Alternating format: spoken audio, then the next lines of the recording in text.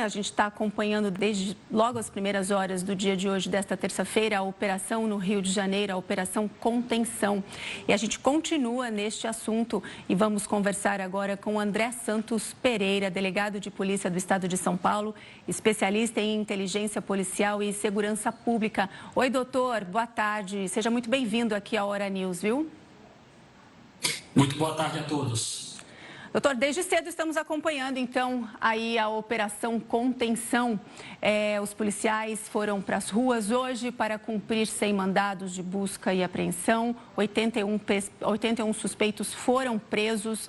Como funcionam essas operações? Eles ficam na rua até cumprir todos ou retornam? Tem um prazo para retornar? Porque, pelo visto, não tem previsão para terminar tão cedo, é isso? Olha, essa é uma operação e é aquilo que nós falamos no sentido técnico de uma operação de repressão qualificada, ou seja, há uma investigação policial realizada pela Polícia Judiciária, Polícia Civil, neste caso a Polícia Civil do Rio de Janeiro, no momento de realizar essas prisões, o cumprimento dos mandados, a Polícia Militar trabalha de forma integrada e os policiais sim, vão às ruas para cumprirem esses mandados e eles vão retornar a partir do momento em que todos os mandados tenham sido cumpridos. Em algumas oportunidades, as forças policiais conseguem localizar os alvos dos mandados, em outras oportunidades não conseguem, mas as investigações continuam até que essas pessoas sejam presas. Entendi, doutor. Olha, a gente está acompanhando essas imagens, essa fumaça no Rio de Janeiro, vários pontos de retaliação, já era esperado isso? Quanto tempo de planejamento a polícia tem para fazer uma operação deste tamanho? Porque, assim, essa retaliação também já é esperada, tem que contar neste planejamento da operação? As perspectivas de confronto, elas são previsíveis sim, principalmente no cenário como o cenário do Rio de Janeiro, em que existem áreas conflagradas. O que é que significa isso? Áreas dominadas, territórios dominados pelo crime organizado. Portanto, existe essa previsibilidade de confronto, os policiais se preparam para isso, mas existem as variáveis incontroláveis no meio de uma operação como essa. E, neste ponto, a gente cita de início as mortes dos policiais e os policiais feridos, né? Desde já nós nos solidarizamos com as famílias dessas vítimas, que são esses policiais que estavam ali cumprindo o seu dever e que, mesmo com o risco da sua própria vida, e neste caso se consolidando aí a morte de policiais, eles atuam de maneira heróica, e que, infelizmente, a gente tem que contabilizar essas mortes dos policiais e os policiais feridos. De outro lado, você tem traficantes que também foram contidos, né? E tem a própria população, que é a parte vulnerável nessa história toda, tendo em vista aí enfrentarem essa situação de viverem amordaçadas ou até mesmo ameaçadas e sofrerem violência o tempo todo por parte do crime organizado. E quando o Estado atua com força e há efeitos colaterais em razão de atuações dessa natureza. Entendi. 81 suspeitos foram presos, doutor. Como é feita a identificação agora de todos esses suspeitos? Obviamente que a gente já tem um trabalho prévio em relação à identificação desses criminosos. Um inquérito policial, quando ele é feito, ele é muito bem organizado e a Polícia Judiciária, a Polícia Civil, para que recebam um mandado por parte de um juiz e com uma manifestação do Ministério Público, tem que entregar elementos, indícios, provas relacionadas ao cometimento de crimes. Portanto, esse trabalho já foi feito previamente. Todo mandado que é expedido pela Justiça parte de um trabalho da Polícia Judiciária, Polícia Civil. Neste caso aí, nós temos um exemplo dessa natureza. E os alvos, eles precisam estar todos identificados e com os locais, os endereços em que podem ser encontrados, também ali demonstrados nos autos do inquérito. Portanto, esse trabalho é feito previamente e quando esse mandado vai ser cumprido, é um momento de você fechar ali mais elementos relacionados aos crimes praticados por essas pessoas e depois encaminhar tudo para o Poder Judiciário para que a gente tenha um processo judicial e a condenação desses criminosos. Doutor, até agora são 64 mortos. Quantos dias, né, para identificar todas essas pessoas e indicar se elas são suspeitas ou não de crimes? Só uma observação, talvez não 64 mortos, ou não é este número que nós temos ainda, né? São 4 mortos. São 4 policiais e 60 mortos, isso. 4 policiais mortos e 60 outras pessoas. Existe a possibilidade aí de haver uma investigação ainda mais robusta após uma operação dessa natureza, né? Nós temos, de fato, uma situação e um cenário de guerra no Rio de Janeiro e isso fica demonstrado por esses números. Isso não é de agora, nós tivemos o histórico já das UPPs implementadas no Rio de Janeiro, lá em 2008, tivemos grandes operações realizadas também nessa esfera e a solução para esse problema do Rio de Janeiro, eu acredito que está longe de chegar. Existe uma disputa também no campo político, né? Um jogo de empurra-empurra de responsabilidades. Em um momento como este, a gente necessita de equilíbrio das autoridades e de um apoio incondicional dessas autoridades aos policiais que estão ali desenvolvendo o seu trabalho. Doutor, foram apreendidos 75 fuzis e 2 pistolas. A gente não pode deixar de comentar aqui qual é o trabalho que a polícia faz, não é mesmo, para combater o uso de armas de guerra. Retirar, apreender 75 fuzis é um baque para a organização criminosa, é um grande desfalque, vamos dizer assim? Sim, é um trabalho extremamente importante, é uma ação muito eficaz nesse sentido, mas nós vamos ter uma possibilidade de renovação desse arsenal em razão da continuidade dessas organizações criminosas. Nós temos medidas sendo realizadas de maneira pontual, neste caso, mas existe a perspectiva dessas organizações criminosas, assim como nós observamos ao longo da história, de elas se recuperarem e outras organizações criminosas atuarem naquele local e termos esse tipo de armamento retornando para esse território. E nós vemos também, né, numa operação como essa, e já de algum tempo, o diferencial da utilização de drones por parte dos criminosos. Então, a gente vê um aperfeiçoamento do crime organizado com táticas, de fato, de operações e de posturas de guerra ou de guerrilha. Então, o cenário é muito, muito preocupante em relação ao Rio de Janeiro e a gente vê medidas como essas sendo adotadas, sendo muito bem realizadas na medida do possível, com variáveis, como eu disse, incontroláveis no ambiente operacional e a gente espera ter medidas efetivas para que esse problema do Rio de Janeiro seja solucionado. Excelente, doutor André. Agora me diz uma coisa, como que a tecnologia pode ajudar em operações como essa que a gente acompanha no Rio de Janeiro, a Operação Contenção? Como que a tecnologia ajuda?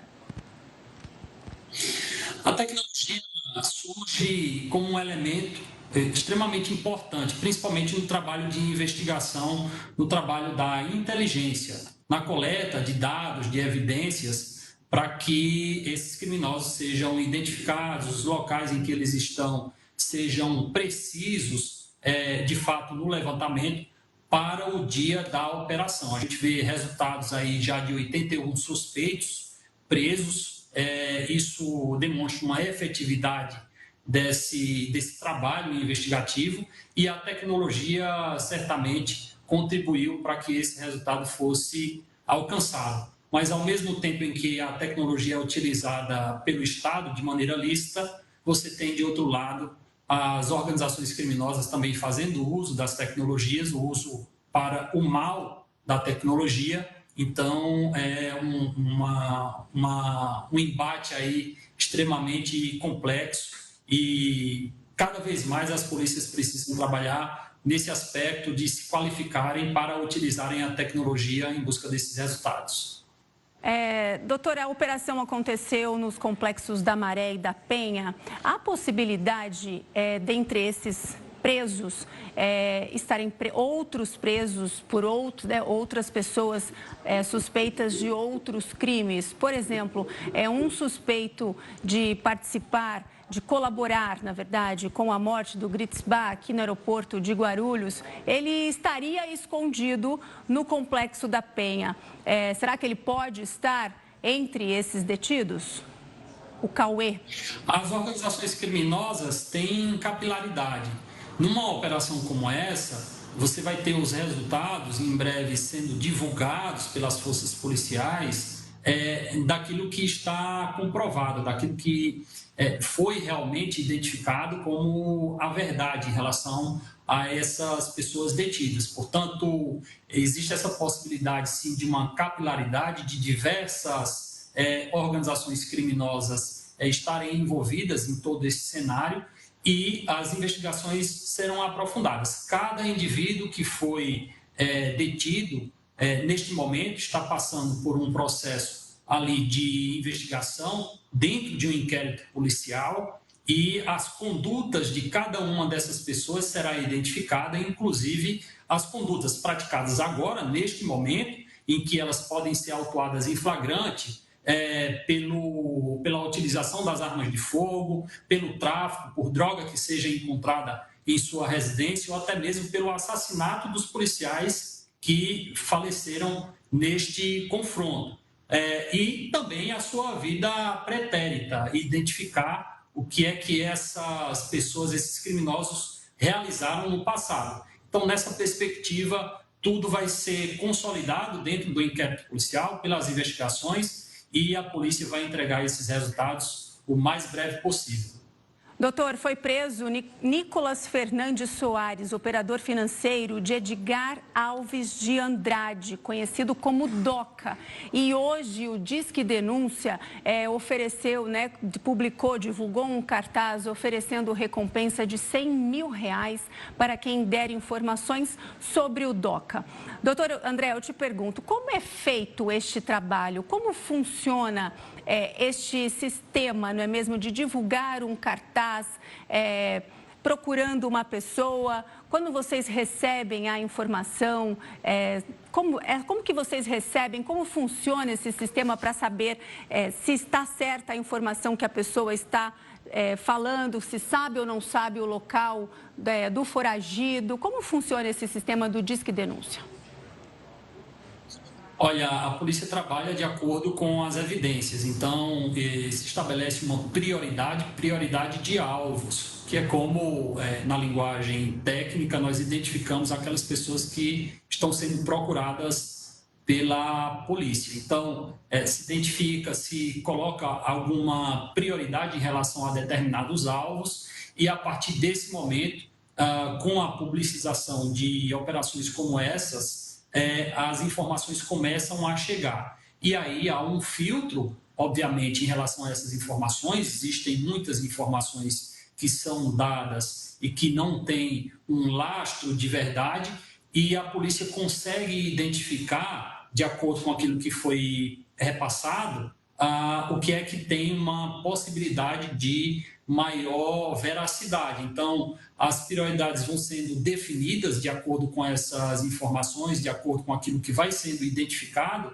pelos policiais, que trabalham de maneira muito qualificada, e é um trabalho complexo, que demanda técnica, experiência e muita dedicação. Então, a partir disso, as prioridades são definidas e aí sim repassa-se as informações para um disque denúncia ou até mesmo para anunciar determinado alvo como uma prioridade, estabelecendo assim até mesmo uma recompensa para que esses criminosos sejam presos o mais rápido possível. E é óbvio que a gente tem aí, quando isso é definido, um patamar hierárquico dentro de organizações criminosas, em que esses indivíduos exercem suas atividades e, a partir disso, a polícia define suas prioridades. Entendi. Doutor, agora, existe uma troca de experiências entre os policiais, entre os estados, né? O senhor está aqui em São Paulo, existe uma troca de experiência com os policiais do Rio de Janeiro, como é? Existe, sim, um trabalho integral entre as forças policiais do Brasil inteiro. É óbvio que esse sistema precisa de aperfeiçoamento, isso passa também por alterações legislativas e muito também pelo aspecto de cooperação entre os entes políticos, entre os atores políticos, né, em relação a essas parcerias. Os policiais, eles são vinculados aos governadores dos estados, então, dentro dessa perspectiva, você tem essa necessidade de articulação entre os governadores, entre os órgãos policiais, para que essas informações fluam da melhor maneira possível e que o foco seja o resultado no desmantelamento dessas organizações criminosas. Esse trabalho é feito, mas a gente precisa avançar ainda mais, principalmente com mecanismos do ponto de vista legislativo, para que isso fique sacramentado até mesmo como determinação no âmbito da atuação das polícias e no âmbito da atuação dos estados. Doutor, eu queria saber o seguinte, aqui em São Paulo, né, a gente tem uma outra facção que atua no estado.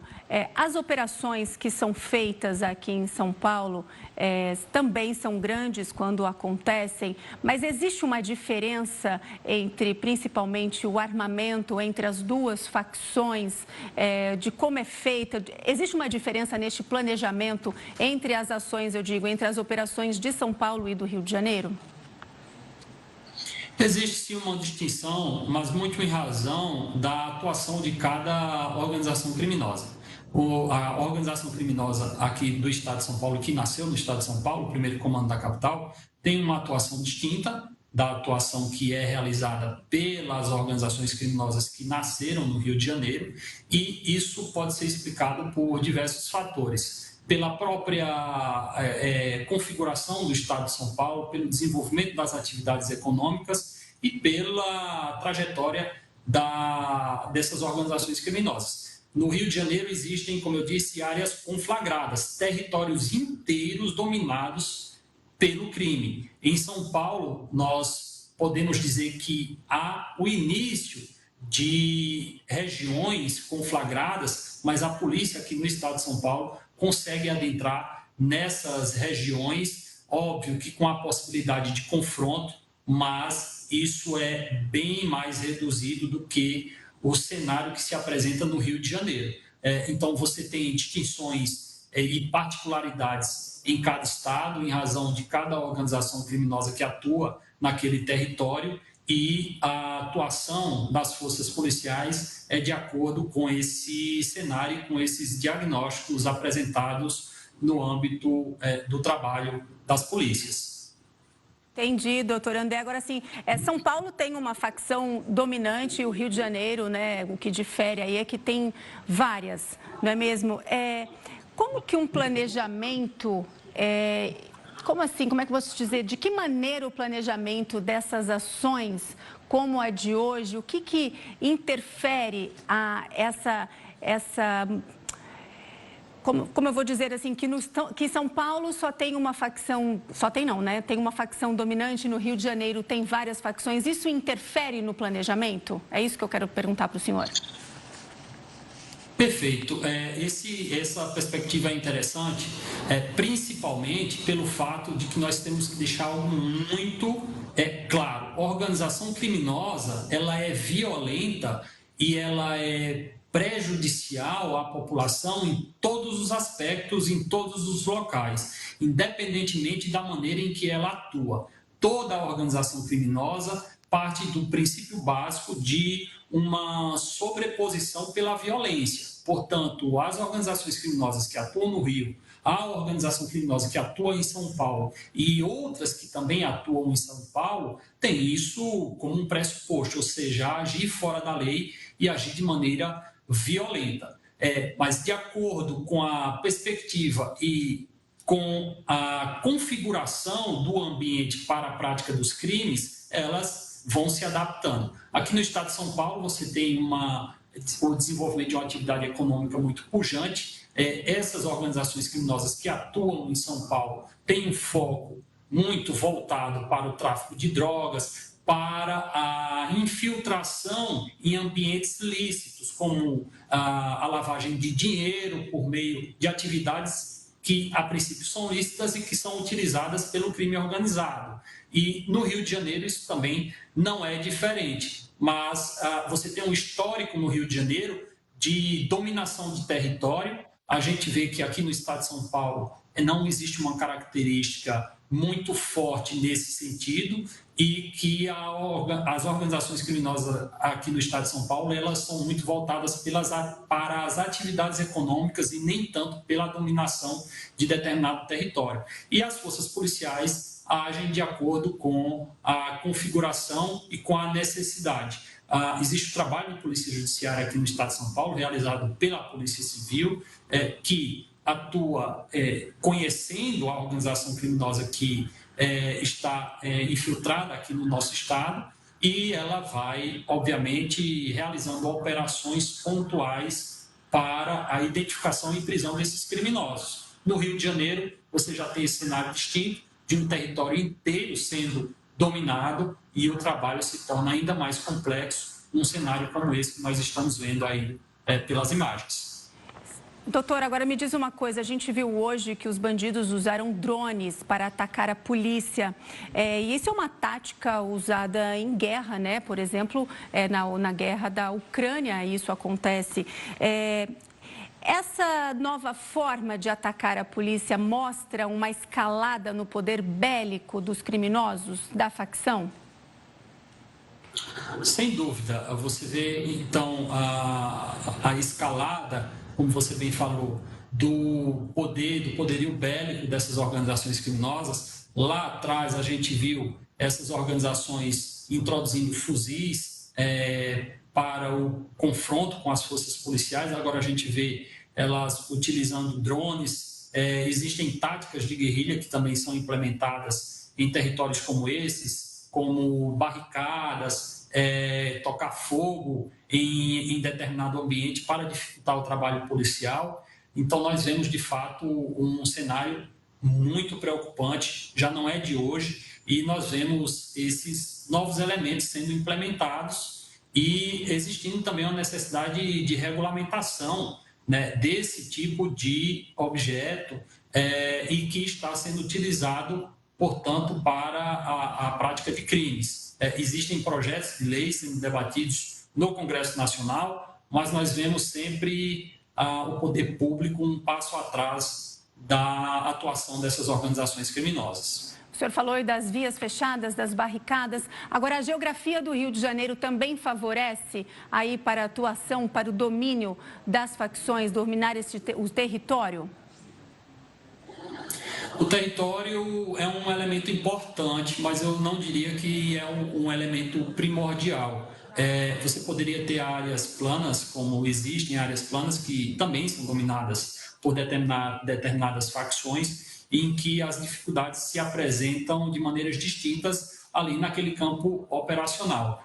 Nós vemos esse cenário do Rio de Janeiro como uma área muito populosa, portanto, você tem aí a grande massa da população de trabalhadores, de pessoas que acordam cedo, que vão dormir tarde trabalhando, estudando, realizando suas atividades lícitas, mas com criminosos infiltrados dentro dessas comunidades, subjugando as pessoas que moram naquela localidade e utilizando o território de acordo com as suas necessidades para a realização dos crimes. Portanto, quando a polícia atua, ela enfrenta todas essas dificuldades e a gente vê que a polícia do Rio de Janeiro é uma das melhores polícias do mundo por atuar exatamente dentro de um contexto complexo como esse, e nós vemos a necessidade aí, de fato, de uma atuação mais consensual, eu diria que a palavra é essa, por parte das autoridades públicas. Não dá para uma esfera de poder ficar atribuindo a culpa para outra esfera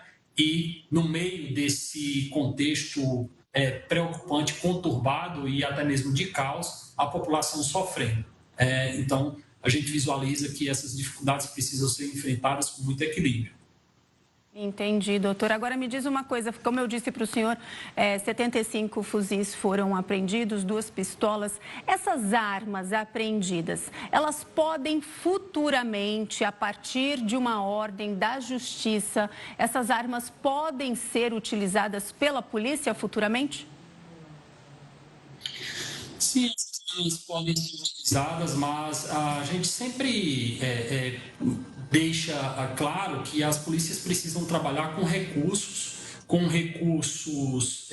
tecnicamente eficazes, e eu diria que a utilização dessas armas pela polícia não é o mais indicado. A polícia precisa trabalhar com armamento moderno, com armamento novo, com armamento que funcione e que a gente não precise utilizar desses recursos que já foram retirados do mundo do crime. Esses recursos, acredito eu, precisam ser destruídos, e óbvio que a polícia precisa também atuar em sua plenitude em relação a um respaldo técnico, jurídico, por parte do poder público, e que alterações legislativas precisam ser feitas no sistema de persecução criminal brasileiro, para que a gente tenha mais celeridade nos processos, que esses criminosos fiquem presos de fato e que não saiam rapidamente aí das cadeias, né? Você vê a polícia trabalhando, nós temos aproximadamente já 1 milhão de presos no sistema penitenciário brasileiro. Você tem, somente aqui no estado de São Paulo, mais de 230 mil pessoas presas, e a polícia faz o seu trabalho, realiza com afinco o seu trabalho, 24 horas, todos os dias da semana, o ano inteiro, mas você vê na outra ponta um sistema de persecução criminal ainda moroso, que demora a ter o julgamento desses criminosos. Você tem um sistema de execução penal ainda com penas que são muito benéficas, ou até mesmo um sistema de garantias muito exacerbado para os criminosos. Então, a gente acredita que isso deve ser revisto, e as polícias precisam trabalhar com os recursos necessários, tanto os recursos materiais, recursos legais, ou seja, de leis que os protejam, e com recursos de valorização, porque esses policiais que atuam são, de fato, heróis e que não têm um tratamento, muitas vezes, adequado por parte do próprio Estado, em relação aos seus salários, em relação às suas escalas de trabalho, em relação aos seus planos de carreira, à sua saúde. Então, esse cenário precisa ser revisto, e a gente entende que esse é o ponto central do debate. A gente conversa com o André Santos Pereira, ele é delegado de polícia aqui no estado de São Paulo. Só para encerrar a nossa conversa, doutor, eu quero fazer uma pergunta para o senhor. O senhor disse aí do trabalho da polícia. Hoje, cerca de 2.500 agentes estão trabalhando ainda, não é mesmo? Nesta operação que ainda não terminou, não tem hora ainda para terminar. Helicópteros blindados, apoio de várias unidades da PM, da Polícia Civil. Qual a importância? 81 suspeitos foram presos. Qual a importância de operações como esta de hoje, a Operação Contenção no Rio de Janeiro, para combater o tráfico de drogas?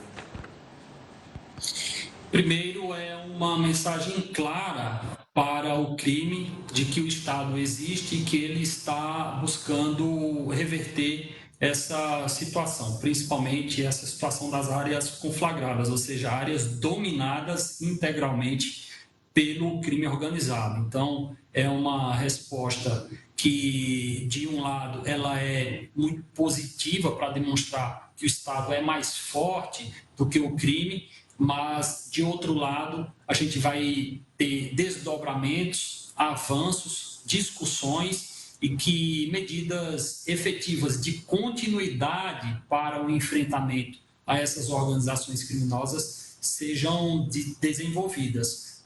Essa operação não pode se tornar mais uma operação pontual, e a gente precisa ter, de fato, uma reviravolta nesse cenário do crime organizado no Rio de Janeiro e do Estado realmente dominando esse território, sem dar brecha para o crime organizado. E, doutor, me diz uma coisa, quando faz um planejamento de uma operação tão grande quanto esta, tem que contar também com civis, né? Neste momento, agora às 5h18 da tarde, é um horário que as pessoas estão saindo do trabalho ou para sair do trabalho. Como que a polícia se programa e se divide, não é mesmo, para fazer a atuação na operação e também a segurança da cidade e das pessoas? Essa operação passou por um planejamento, então essas possibilidades de eventos e de horários, eles são previstos durante o planejamento. É óbvio que durante uma operação como essa, ocorrem variáveis incontroláveis, como eu disse, isso é natural em todo e qualquer planejamento, mas a gente acredita que as autoridades do Rio de Janeiro estão executando seu trabalho com muita seriedade, muita responsabilidade, e o que se espera também é a compreensão da população e que a população fique do lado certo, do lado do Estado que a protege e não tenha uma tendência de acreditar que o criminoso que domina o seu território é quem deve ditar as regras naquela localidade. Porque, como eu disse desde o início, o crime organizado ele é violento, ele não segue regras e as pessoas ficam subjugadas a essa violência e o Estado chega como um braço forte para fazer essa contraposição a esses criminosos. Eu conversei com o André Santos Pereira, ele é delegado de polícia do Estado de São Paulo, especialista em inteligência policial e segurança pública. Doutor, muitíssimo obrigada por todas as informações que o senhor trouxe aqui para a gente no Hora News. Uma boa tarde para o senhor, viu? Que agradeço, uma boa tarde a todos.